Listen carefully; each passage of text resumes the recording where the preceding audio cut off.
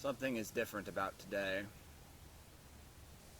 Hey everyone, I'm back, and I figured that today, since I didn't make a video about the 5 cards to unban in Modern, I figured it would be appropriate to make a video about the 5 cards to ban in Modern.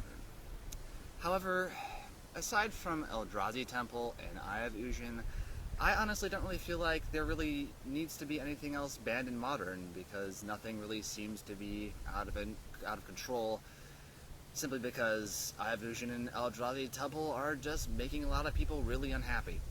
However, once Eye of Ugin and Eldrazi Temple do get their inevitable banning, there will be a new ugly monster that rears its head out of the Modern format, and that will probably be the next card to get a petition to be banned, or whatever we do nowadays to notify that there should be a banned card.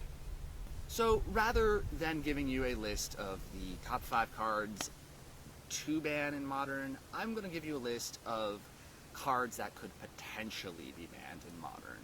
The first card on this list is none other than Scapeshift, and to be honest, I'm actually a pretty big fan of Scapeshift. I like a lot of the decks that it's in, and I think they're actually pretty neat decks, and I think it's a pretty neat card. But the problem with it is it leads to a lot of very uninteractive games of Magic. If you're not familiar with how these decks work, what they do is they will use ramp spells like Explore or Search for Tomorrow to get extra lands into play.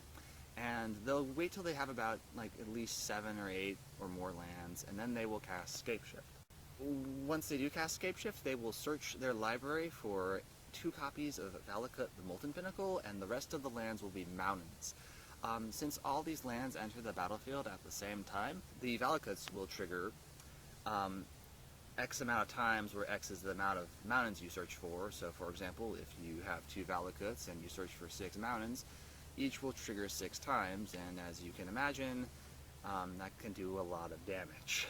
Even though this is a really powerful combo, there are ways to stop it. White has cards like Aven Mind Sensor, which limits the player for the amount of cards that they can search for. Blue has counter spells of almost any shape and form, and black has hand attack spells. However, red and green really do not have many ways to interact with the Scapeshift deck, aside from raw aggression, in hopes that they can beat the deck before it combos off. Red and green really don't have a whole lot to stop this. Scapeshift isn't always the easiest deck to interact with, especially for newer players who are new to Modern, and because of that, it can cause a lot of frustration. And that's a good reason why it could potentially be banned. It's just because there isn't always an answer for it, and answers are few and far in between. The next card on our list is very similar to Scapeshift, as it is kind of difficult to interact with. This card is another big combo piece, or another big piece of a combo deck. It's Ad Nauseam. If you're not familiar, the way Ad Nauseam works is they will cast a spell like Angel's Grace or Phyrexian Life to prevent themselves from losing the game due to life loss, and then they will cast Ad Nauseam. Once they do have their whole deck in their hand, they will exile a cluster of Simian Spirit Guides, and then cast a Lightning Storm.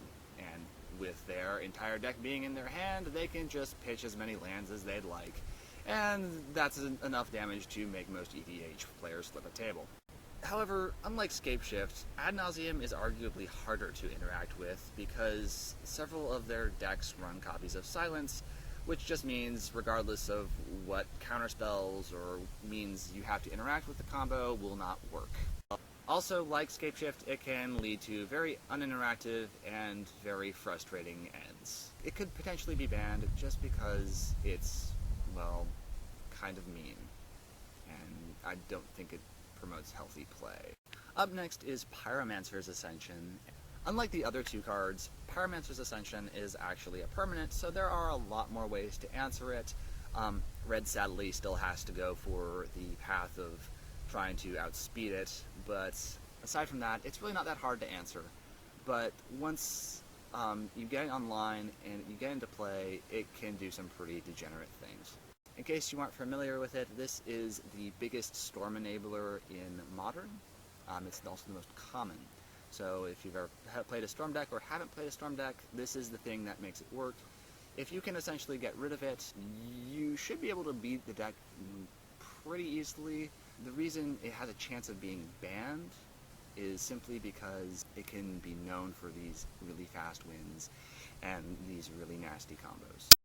Next on our list is Goryo's Vengeance. I'm honestly surprised this card isn't as played as it is because the things you can do with it are totally degenerate. In case you have never played against a deck that uses this card, the ideal way it wins is the first turn of the game it will try to find some form of discard outlet to discard a card in their hand. There are several options to what this card may be, but the goal is to get a copy of Gristlebrand in the graveyard. On the next turn, you're supposed to cast Goryo's Vengeance and get Gristlebrand back out. Once Gristlebrand is back out, he has haste, so he can attack. Once he is attacking, you want to use his activated ability to pay 7 life and draw 7 cards, and try to get at least 2 extra copies of Fury of the Horde to get extra combat phases and finish off your opponent. If anything, I feel like this combo really isn't played as much right now, simply because there are all these Eldrazi decks that use Relic of Progenitus in the main board. But once I have Ugin and Eldrazi Temple get banned, I feel like this deck will probably see a bit of a resurgence. I mean, it's pretty obvious why there's a good chance this could be banned. I mean, a turn 2 win, that needs to have a babysitter of some sorts. The final card on our list is none other than Glistener Elf, and if you've been playing Modern as long as I have, you know that this guy can cause a lot of shenanigans. There was actually a time when everyone thought this actually would be banned at one point, but it never happened, and it's still running rampant in the format to this day. If you're not familiar with this, it's easy to see why this little troublemaker is known for the devious things that he is known for. Essentially, the turn 1 you play him, and turn 2 you use a bunch of 1 mana or less pump spells to get him over 10 power and give your opponent 10 poison counters. Glistener Elf kind of needs to be kept in check because, I mean, seriously, who likes turn 2 kills? I mean, if I wanted to play a game that lasted this quickly, I would have taken up competitive tic-tac-toe. I mean, seriously, this is not what Magic should be about. And that's our list. The 5 cards that could potentially be banned in Modern after the supposed bannings of Eye of Ugin and Eldrazi Temple. Do you think that these cards are overpowered and deserve to be banned? Or do you think that Eye of Ugin and Eldrazi Temple are the only things that are causing trouble in Modern these days? Tell me what you think about it in the comment section below, and feel free to subscribe while you're at it. As always, I am Rio Spectre, and I will see you all next time. Where the hell am I? Seriously.